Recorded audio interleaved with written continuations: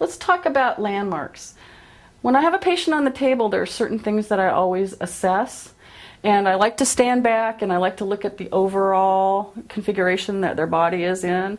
Usually you can see big things that are not in alignment right off the bat just by observing the body from, in a prone position, just taking a minute and looking at how it is positioned on the table.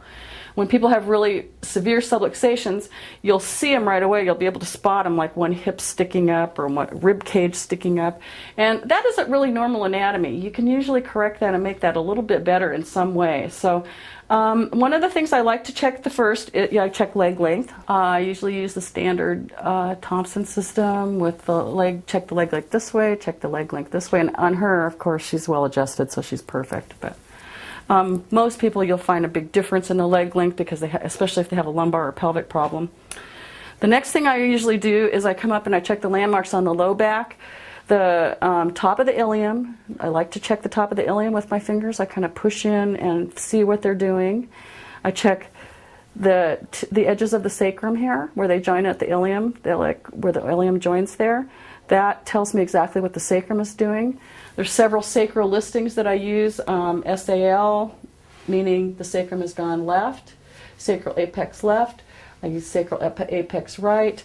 The sacrum will go in lots of different directions. It'll usually go posterior on one side, and on the opposite side, it'll go anterior. So the anterior side is the side you really want to be cautious about because you never want to push it more forward. It'll just make more pain. So usually I check that, then I check the sacrum, then I check the ischium. I check the tips of the ischium here. That tells me a lot about what the pelvis is doing, where there's AS. I check the troch, the top of the troch here with my thumbs, and that usually tells me where the hip is, if the hip is aligned or not.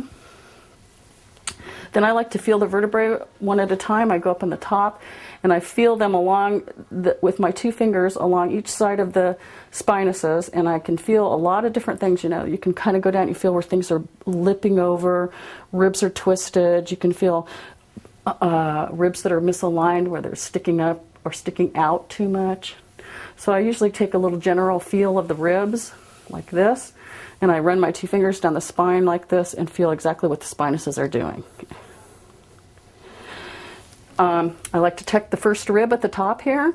First rib will usually stick way up. Usually when the person has a first rib problem, their shoulder will be kind of fixated in an up position like that because the first rib won't let down. And you'll have this feeling like you can't let your shoulders down. So I check for first rib.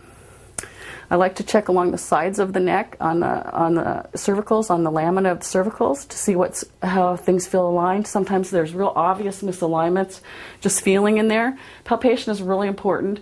I suggest all doctors try to palpate everything on everybody they can get their hands on. And then I like to feel the occiput. I like to feel up and feel where the atlas is underneath the occiput, and I like to feel the mastoids to see how the skull is sitting on the top vertebrae. So this is a major part of information I get when I'm looking at my patient when I first start assessing them. And I do this on every single patient, even patients that have been in many times. Lots of times they'll have new injuries. So this will give you a lot of information about where you need to focus. Also, you should be always focusing first usually on the point of pain, because you want to check and make sure that you want to try to relieve some of the pain. Okay, turn over on your back. With a supine patient, I like to check the shoulders. You can actually see on her one of her shoulders is up today. And I usually check along here for the ribs to see if there's any rib pain or rib problems. I always check the top of the iliac crest in this position also. And I put my thumbs on the front of the iliac crest right there because that'll tell me which way the pelvis is moving this way. I check the femur here. I check femurs to see if if there's a femur, one is up or like this. Hers is up a little bit on this side. I like to check the knee. A lot of times you'll see a kind of a teepee effect on the knee where it comes together like that, and that'll show you have a medial knee. If somebody has a knee or ankle problem or femur problem, it may make their foot turn out. So if you see somebody lay on the table and their foot is turning out like that, that's a clue right off the bat that there's something wrong in the leg complex somewhere. And then I like to come up to the head of the patient and I like to feel underneath the neck, and I feel all the vertebrae, each vertebrae. I try to use these fingers here, they're very sensitive, and I try to feel each vertebrae and which way it's going, which alignment. Get some information from feeling on the sides of the lamina here. You can usually feel if something's really out of alignment.